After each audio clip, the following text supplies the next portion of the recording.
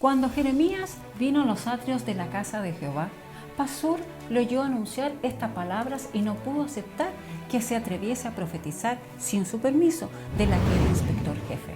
Pasur era sacerdote y por ello debía haber protegido a Jeremías, que también era sacerdote y profeta de Dios, por cuyos intereses habían de velar los sacerdotes. Entonces, ¿qué es lo que lleva a Pasur a irse en contra del profeta Jeremías? De inmediato estaremos comentando este relato tan interesante que presenta un reflejo del Israel de su tiempo. No te apartes. La gran aventura de las letras en el tiempo. El saber de letras. El Pasur que ahora nos ocupa era inspector en jefe en la casa de Jehová y por tanto encargado de censurar las actividades subversivas de quienes se presentaban como profetas. Este era el gran enemigo de Jeremías. Enfurecido contra él, Pasur le pegó e hizo que le golpearan, probablemente con los 40 azotes prescritos por la ley. También le puso en el cepo que estaba en la puerta superior de Benjamín, la que había junto a la casa de Jehová. El cepo aseguraba los pies, las manos y el cuello, hasta doblar el cuerpo casi por completo. Pasur intentaba con esto castigar y exponer a menosprecio a fin de que no se le tuviese consideración. Es posible que Pasur tratara de establecerse firmemente a sí mismo al silenciar a quien le reprendía por sus culpas y que probablemente le rebajaba la reputación que tenía entre el pueblo. ¿Quería Pasur conservar en paz al pueblo a fin de impedir la destrucción que Jeremías profetizaba y mediante el daño hecho a la reputación del profeta, hacer que sus palabras cayesen al suelo?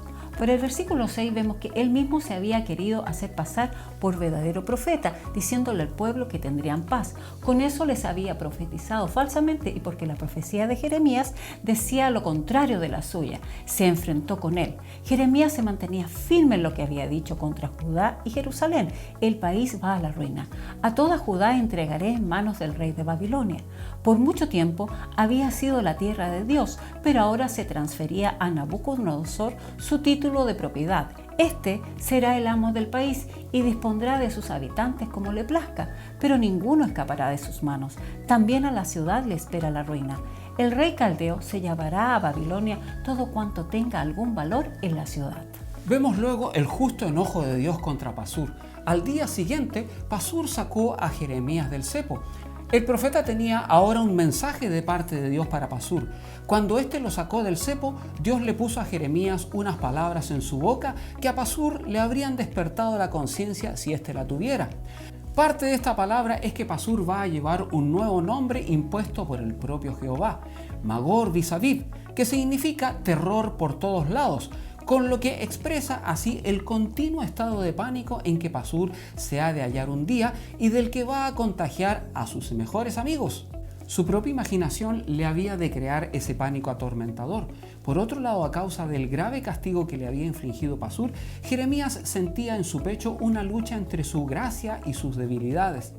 Se queja de que era objeto del ridículo y el escarnio, hacían burla de todo lo que hacía y decía. No solo era ridiculizado como persona débil, sino también vituperado y tachado como hombre malo y peligroso para el gobierno. Se vio tentado a contender con Dios por haberle llamado al oficio profético.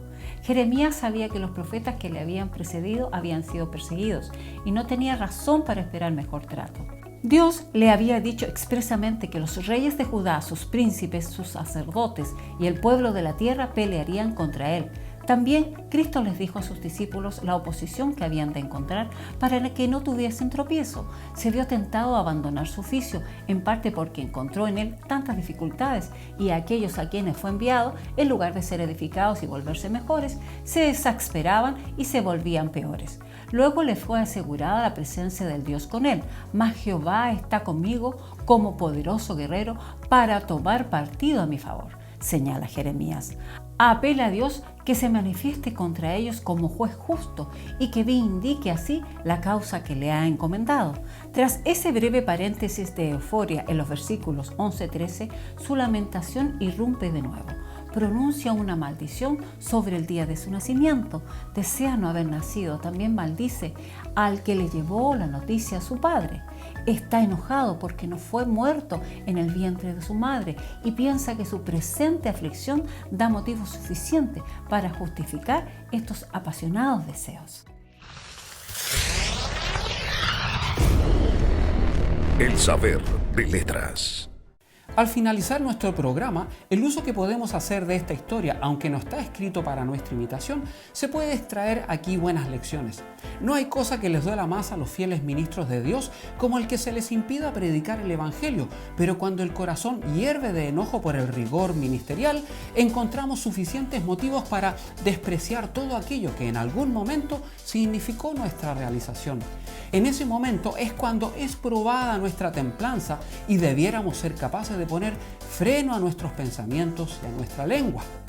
Una vez más agradecemos vuestra compañía y les invitamos cada semana a una edición de Las Letras en el Tiempo. Cuídense mucho y hasta la próxima.